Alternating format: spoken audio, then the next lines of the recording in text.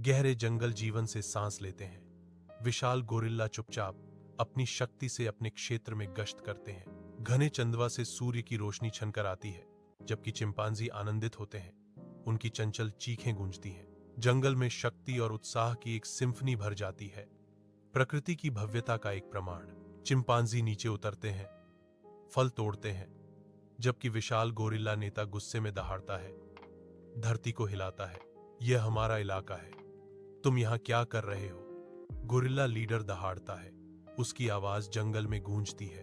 जंगल सबका है, हम सिर्फ कुछ फल लेने आए हैं। चिंपांजी नेता विशाल के खिलाफ जवाब देता है। जंगल के हृदय में एक बूढ़ा गोरिल्ला आगे बढ़ता है। चिंता उसकी भौहों पर अंकित होती है, क्योंकि चिंपांजी चिंतित होकर बातें करते हैं। अगर हम लड़ते रहे तो जंगल हम दोनों से नाराज हो जाएगा। हमें अमन से रहना चाहिए। बूढ़े गोरिल्ला ने गंभीर रूप से चेतावनी दी। ठीक है, चलो, हम ऊपर रहते हैं, तुम नीचे। हम दोस्त बनकर रह सकते हैं। चिंपांजी नेता शांति के लिए सहमत होते हुए जवाब देता है।